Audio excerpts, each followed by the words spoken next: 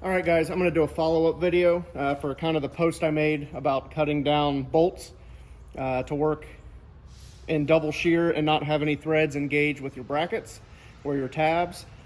I feel it's kind of silly that I have to make this video, but apparently it started a shitstorm and everybody wanted to argue about it on Facebook and Instagram about how I wasn't being clear enough or cutting the threads down has nothing to do with shank length, which to me seemed pretty obvious.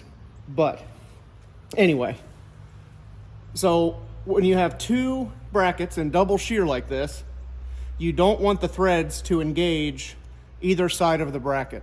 The threads are slightly smaller than the shank, so it'll be loose, and it'll kind of waller out the hole in one side. And plus, where the thread is, on the deep part, it will become a stress riser and it could break.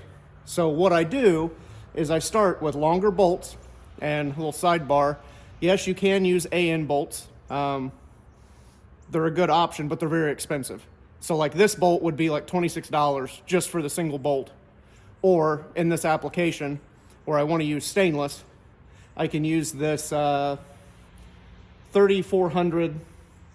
stainless bolt, and it'll be plenty strong for its application. So you start with the longer bolt, and you can see how much thread protrudes, but I'm also engaging the shank into both sides of the bracket. Usually you want to put a washer on it, but since this isn't in a clamp or compression situation, it doesn't really matter because it's pulling backwards, not compressing, so you don't really need to, there's not a need to spread the load out of the head. And aesthetically in this application, since it's not in a compression setting, I wanted to leave the washer off because this bolt's really not even going to get tight. All it has to do is engage the nylon and stick through and tether the chute. You know, it's not compressing the bracket. So in reality, you could leave all these threads on here. They do nothing, but it's extra threads hanging out in the air. It doesn't look good. And, you know, all you need is a couple threads sticking out. Usually what I do is half of the bolt diameter protrudes beyond the end of the nylon. So you can see this one here in the picture, it wasn't tight, but you can see there's a couple threads sticking out of the nylon. When I tighten this bolt up after I put the tether on, it'll be tightened up and I'll have a couple threads sticking out. So hopefully this little video clears things up.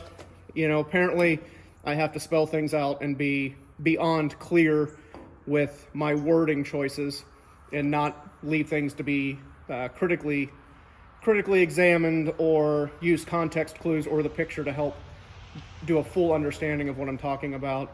So if you have any further questions about it, feel free to ask me, but I think this is pretty clear, cut, and dry and a simple concept.